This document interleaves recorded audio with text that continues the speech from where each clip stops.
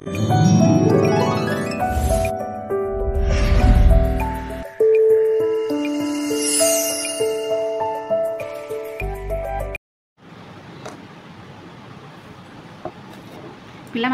आमे आज पढ़ा अर्थव्यवस्थार केंद्रीय समस्या जहाँ इंग्लीश रे कहा जाउछि सेंट्रल प्रॉब्लम्स ऑफ इकोनॉमी। ताहले आमे पूर्व पढ़ीचे जे अर्थव्यवस्थार जहाँ भी समस्या आसुछि ताहा कौन पाई कि होछि दुईटी मौलिक कारण जो होछि जेमिति कि गोटे होछि हमर सीमित संबल और असीम अभाव।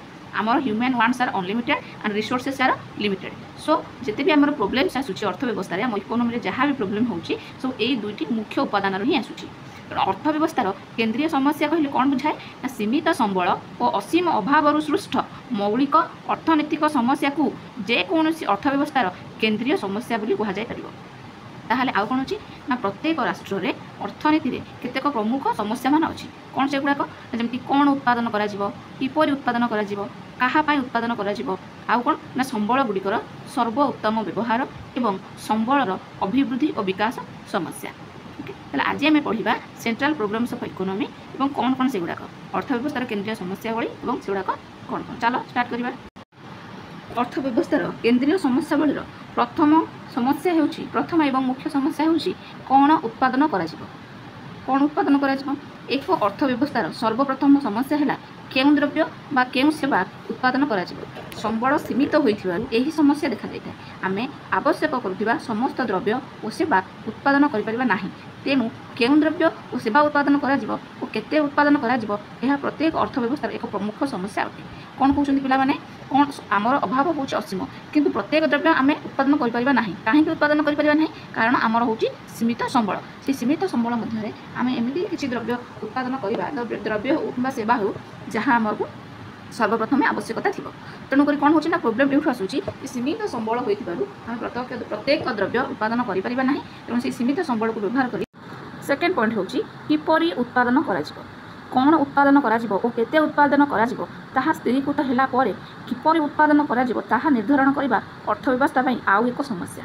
किपरि उत्पादन उत्पादन करने दुईटी प्रणाली अच्छी जमीक कि गोटे हूँ श्रम प्रधान कौशल आ गोटे हूँ पुंजी प्रधान कौशल। श्रम प्रधान कौशल एवं पुंजी प्रधान कौशल जमीक कि आम देखिपर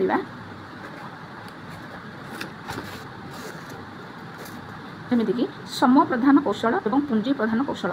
श्रम प्रधान कौशल रे अधिक मात्रा रे आमे श्रम को नियोजन करबा एवं पुंजी प्रधान कौशल रे अधिक मात्रा रे आमे पुंजी को नियोजन करबा। श्रम प्रधान कौशल होउछि जोथिरे श्रमिक अधिक यूज होथिबे लागुथिबे जो प्रोडक्शन एवं पुंजी प्रधान कौशल होउछि कोन ना जोथिरे कि आमे पुंजी बा टंका अधिक खर्च करूथबा जमिति कि मेशिनरी हैला टूल्स हैला ए सब जिंस मेसिन हैला आमे यूज करे आमे श्रम कमी जबन नै से श्रमिक लागबे नै। तो ताहले केमिति उत्पादन करा तार कौशल होउछि दुईटा गोटे हूँ श्रम प्रधान कौशल आ गोटे हूँ पुंजी प्रधान कौशल। श्रम प्रधान कौशल आम श्रम अधिक नियोजन करबा श्रम माने श्रमिक। पुंजी प्रधान कौशल में पुंजी अधिक नियोजन करबा पुंजी माने टंका टंका माने मेशिन श्रमिक बदल कौन यूज करा मेशिन यूज करबा। से भाव में थर्ड पॉइंट हूँ कौन क्या उत्पादन क्या उत्पादन ना उत्पादन क्या निर्धारण करने अर्थव्यवस्थार अन्य एक समस्या अटे। उत्पादन सुषम बंटन किपरि निर्धारण कर उत्पादन प्रक्रिया भूमि श्रम पुंजी ये सब जिन अंशग्रहण कर प्राप्य स्वरूप यथाक्रमे अधिशेष मजूरी और शुद्ध पाई यही प्राप्य किपरि निर्णय करा जाय ताहा ही बंटन कर विषय वस्तु यह एक अर्थव्यवस्थार मुख्य समस्या अटे। कौन से कहूँ ये पॉइंटा कुछ क्या उत्पादन करें जानते factor of production there are 4 factors of production जमीक कि कौन सी जिन उत्पादन करने आमको 4टी जिन मुख्य भाव आवश्यक land labour capital and organisation. Land है भूमि लेबर है श्रम कैपिटल है पुंजी और ऑर्गेनाइजेशन है जेकोसी संगठन ये 4टी बिना आम कौन कर ना आम उत्पादन करें ना।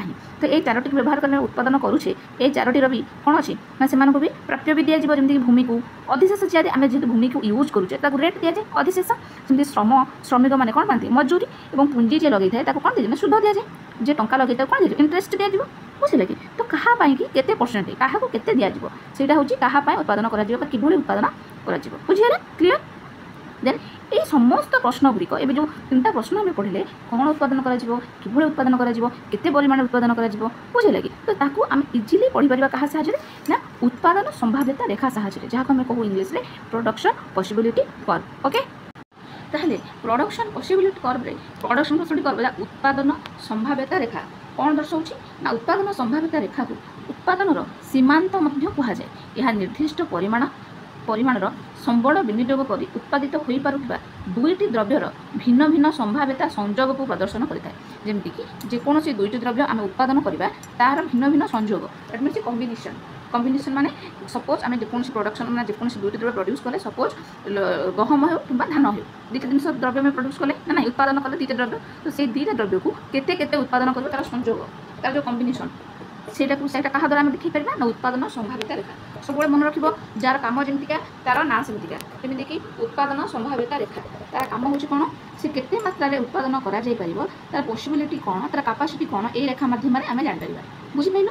ଉତ୍ପାଦନ ସମ୍ଭାବ୍ୟତା ରେଖା କେଉଁ ସର୍ତ୍ତ ଉପରେ ପର୍ଯ୍ୟବେସିତ ବା ଇଂଲିଶରେ ଜଣା ଦେଉଛ, ତାର ହେଉଛି କ'ଣ ନା ଆଜମ୍ପସନ୍ସ। ଏମିତି ନା ଅର୍ଥ ବ୍ୟବସ୍ଥାର ମାତ୍ର ଦୁଇଟି ଦ୍ରବ୍ୟ ଉତ୍ପାଦିତ ହେଉଥିବ, ଗୋଟେ ଗହମ ଆଉ ଗୋଟେ ଲୁଗା। ଦେଶର ଉତ୍ପାଦୀ ସମ୍ବଳ ସୀମିତ ହୋଇଥିବ, ଯେଉଁଟାକି ସବୁବେଳେ ଠିକ୍, ସମ୍ବଳ ସବୁବେଳେ ପାଇଁ ସୀମିତ। ସମ୍ବଳର ପୂର୍ଣ୍ଣ ଓ ଦକ୍ଷ ବିନିଯୋଗ ହେବା ବିଧେୟ। ସମ୍ବଳକୁ ଯେକୌଣସି ସମ୍ବଳକୁ ଆମେ ପୂର୍ଣ୍ଣ ବା ଦକ୍ଷତାର ସହିତ ବିନିଯୋଗ କରିବା। ଯେମିତିକି ଆଖୁ ହେଲା, ଆଖୁରୁ ଯଦି ଆମେ ଆଖୁ ରସ ବାହାର କରୁଛେ, ତାହେଲେ ଆଖୁର ପୂର୍ଣ୍ଣ ଭାବରେ ତାକୁ ୟୁଜ୍ କରାଇବା ଦରକାର। ଯେମିତି ଆଖୁରୁ ରସ ବାହାର କଲେ ତାର ଯେଉଁ ବଳକା ଖଦଡ଼ା ଅଂଶ ସେଟା ବି ବ୍ୟବହାର କରାଯିବ। ଆଖୁର ଗଛ, ଆଖୁର ପତ୍ର ସବୁ ବ୍ୟବହାର କରାଯିବ, ତାହେଲେ ଯାଇ ଆମେ ତାକୁ କହିପାରିବା ଆଖୁର ପୂର୍ଣ୍ଣ ଏବଂ ଦକ୍ଷ ବିନିଯୋଗ ହୋଇପାରୁଛି। ବୁଝିଲା? ଦେନ୍ ଉତ୍ପାଦନ କୌଶଳରେ ଯେକୌଣସି ପରିବର୍ତ୍ତନ ହେବ ନାହିଁ। ଟେକ୍ନିକ୍ରେ, ପ୍ରଡକ୍ସନ୍ ଟେକ୍ନିକ୍ରେ କୌଣସି ପ୍ରକାର ଚେଞ୍ଜେସ୍ ଆସିବ ନାହିଁ। ବୁଝିହେଲା? ଏ ପର୍ଯ୍ୟନ୍ତ ବୁଝିପାରିଲ?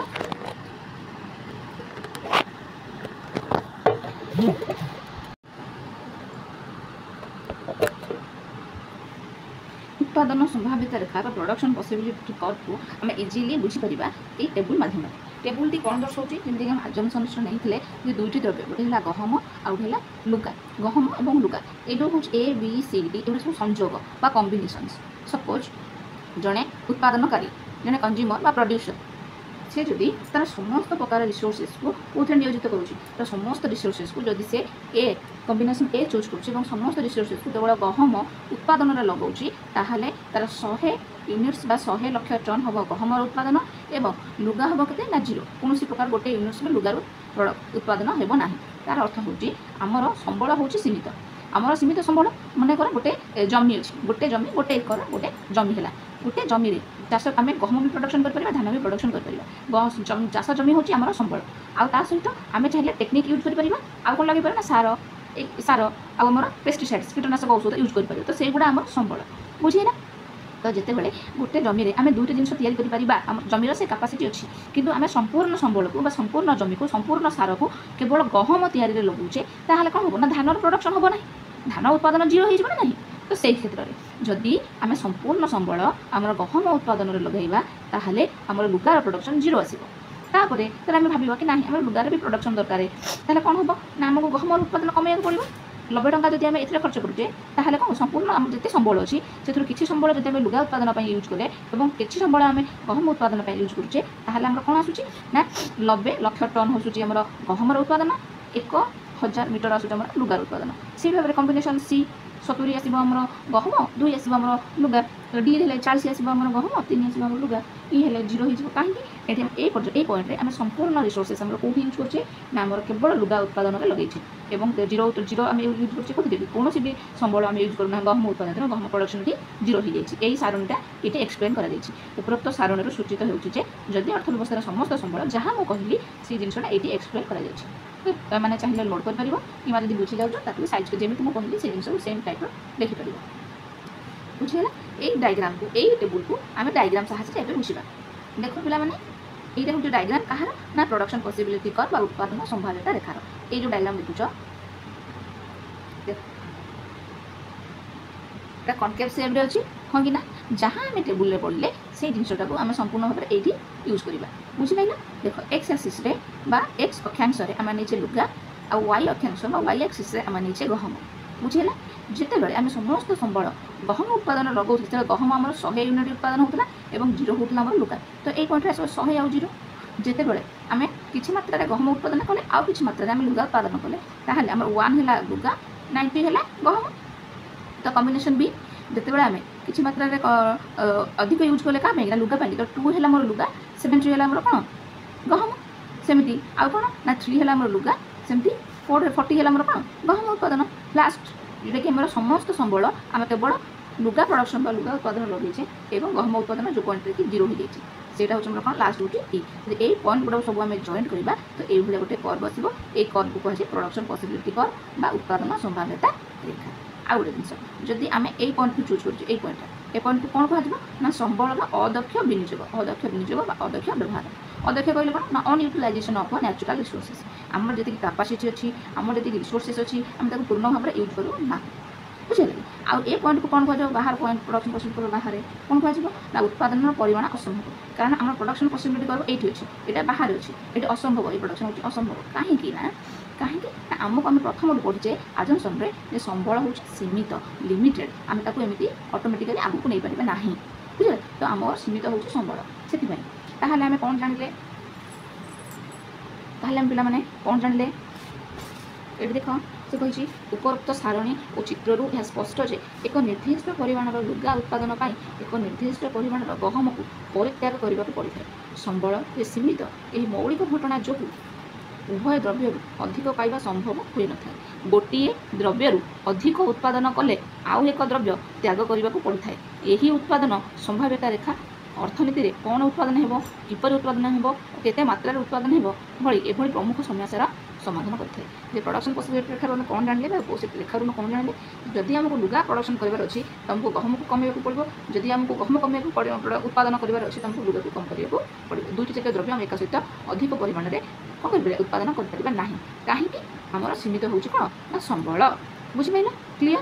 ନେକ୍ସଟ ଟାଇମ୍ ପଢ଼ିବା ସମ୍ବଳ ଗୁଡ଼ିକର ସର୍ବୋତ୍ତମ ବ୍ୟବହାର। ଏମିତି କହି ଫୁଲ୍ ୟୁଟିଲାଇଜେସନ୍ ଅଫ୍ ନ୍ୟାଚୁରାଲ୍ ରିସୋର୍ସେସ୍ ବି ଲିଖିପାରିବ ତମେ। ବୁଝିହେଲା? ସେ କହୁଛି କ'ଣ ନା ସମ୍ବଳ ଗୁଡ଼ିକର ସର୍ବୋତ୍ତମ ବ୍ୟବହାର। ଯେକୌଣସି ସମ୍ବଳ ଆମେ ୟୁଜ୍ କରେ କାଠି ଆମେ ପ୍ରଡକ୍ସନ୍ ପାଇଁ ୟୁଜ୍ କରୁଛେ ତ ତାଙ୍କର କ'ଣ ହେବା ଦରକାର ନା ତାର ପୂର୍ଣ୍ଣ ବିନିଯୋଗ ହେବା ଦରକାର, ସର୍ବୋତ୍ତମ ବ୍ୟବହାର ହେବା ଦରକାର। ଏହି ସମସ୍ୟା ବିକାଶ, ଦାରିଦ୍ର୍ୟ ଓ ବିକାଶୋନ୍ମୁଖୀ ରାଷ୍ଟ୍ର ଯେପରି ଭାରତ ପାଇଁ ପ୍ରଯୁଜ୍ୟ। ଯଦି ସମ୍ବଳ ସଠିକ୍ ଓ ସର୍ବୋତ୍କୃଷ୍ଟ ଭାବେ ବିନିଯୋଗ ହୋଇପାରିବ ତେବେ ଏହାର ଦେଶର ପ୍ରଗତି ଆଉ ଅର୍ଥନୈତିକ ବୃଦ୍ଧି ସମ୍ଭବ ହୋଇପାରିବ। ବୁଝିହେଲା? ତାପରେ ହେଉଛି ଅଭିବୃଦ୍ଧି ଓ ବିକାଶ ସମସ୍ୟା। କ୍ଷୁଦ୍ର, ଦୁର୍ବଳ, ଦରିଦ୍ର ଓ ବିକାଶୋନ୍ମୁଖୀ ରାଷ୍ଟ୍ରମାନଙ୍କ ପାଇଁ ପ୍ରଗତି ଓ ବିକାଶ ହେଉଛି ଏକ ମୁଖ୍ୟ ସମସ୍ୟା ଅଟେ। ଯେ ଆମେ କ'ଣ କହିଲେ ଯେ ବିକାଶୋନ୍ମୁଖୀ ଦେଶ ହେଲା, କେମିତିକି ଦରିଦ୍ର ଦେଶ ହେଲା, ଯେମିତିକି ଭାରତ ସେ କହୁଛନ୍ତି କିନ୍ତୁ ଭାରତ ହେଉଛି ବିକାଶୋନ୍ମୁଖୀ ଦେଶ। ତ ତା ପାଇଁକି ଗ୍ରୋଥ୍ ଆଣ୍ଡ ଡେଭଲପମେଣ୍ଟ ଯଦି ପ୍ରଗତି ଓ ବିକାଶ ତ ଏଇଟା ଗୋଟେ ବଡ଼ ସମସ୍ୟା। କିଭଳି ଭାବରେ ବିକାଶ ହେଇପାରିବ? ବୁଝିହେଲା? ଦେନ୍ ସେ କ'ଣ କହୁଛି ନା ଏହି ଦେଶମାନେ କ'ଣ କରନ୍ତି ନା ଦରିଦ୍ରର ଚକ୍ରରେ ପେଶି ହୋଇଯାଆନ୍ତି। ହେଲା? ଦରିଦ୍ରର ଚକ୍ରରେ ପେଶି ହୋଇଯାଇଥାନ୍ତି। ତେବେ ଦାରିଦ୍ର୍ୟର କୁଚକ୍ରରୁ ବାହାରି କିଭଳି ବିକାଶ ଓ ଅଭିବୃଦ୍ଧି ପଥରେ ଅଗ୍ରସର ହେବେ ତାହା ହିଁ ଅର୍ଥବ୍ୟବସ୍ଥା ପାଇଁ ମୁଖ୍ୟ ସମସ୍ୟା ଅଟେ। ଦେନ୍ ହେଉଛି କ'ଣ ନା ସମ୍ବଳର ଅଭିବୃଦ୍ଧି। ମାନବିକ ଓ ବାସ୍ତବିକ ପୁଞ୍ଜିରେ ଅଭିବୃଦ୍ଧି କିମ୍ବା ପ୍ରଯୁକ୍ତି ବିଦ୍ୟା ଉନ୍ନତି ହେଲେ ଉତ୍ପାଦିକ ଶକ୍ତି ବୃଦ୍ଧି କଲେ ଏବଂ ଅର୍ଥନୈତିକ ଶକ୍ତି ବୃଦ୍ଧି ହୋଇଥାଏ ଏବଂ ଜନସାଧାରଣଙ୍କ ଜୀବନଧାରଣ ମାନ ବୃଦ୍ଧି ପାଇଁ ସମ୍ବଳର ଅଭିବୃଦ୍ଧି ଅତ୍ୟନ୍ତ ଆବଶ୍ୟକ। ସମ୍ବଳର ଅଭିବୃଦ୍ଧି ହେଲେ ଉତ୍ପାଦନ ସମ୍ଭାବ୍ୟତା ରେଖା ଡାହାଣକୁ ସ୍ଥାନାନ୍ତରିତ ହେବ। ବୁଝିଲା? ଏଇଠି ହିଁ କ୍ୱେଶ୍ଚିନ୍ ଏଣ୍ଡ ହେଇଗଲା ଆମର କ୍ୱେଶ୍ଚିନ୍ଟା। ବୁଝିହେଲା? ତ ସେ କହୁଛି କ'ଣ ନା ସମ୍ବଳର ଅଭିବୃଦ୍ଧି ହେଲେ ଉତ୍ପାଦନ ସମ୍ଭାବ୍ୟତା ରେଖା ଡାହାଣକୁ ସ୍ଥାନାନ୍ତରିତ। ଏଇ ଡାଇଗ୍ରାମକୁ ବୁଝିବାକୁ ପଡ଼ିବ। ଆମେ କହୁଛି ଆମ ରିସୋର୍ସେସ୍ ହେଉଛି କ'ଣ ଲିମିଟେଡ୍। ତ ରିସୋର୍ସେସ୍ ଫିକ୍ସ ଦେଇଛି ଏତିକି। ଯଦି ଆମ ରିସୋର୍ସେସ୍ ବଢ଼ିଲା ତାହେଲେ ଏଇ କର୍ଭଟା ଆଗକୁ ସିଫ୍ଟ କରିବ। ହେଲା? ଏବଂ ଯଦି କମିଗଲା ତ ଏଇଟା ପଛକୁ ସିଫ୍ଟ କରିବ। এটা হচ্ছে ব্যাকওয়ার্ড টু দ্য রাইট, এটা ব্যাকওয়ার্ড টু দ্য লেফট। বুঝি পাইলে পিলামানে? Thank you.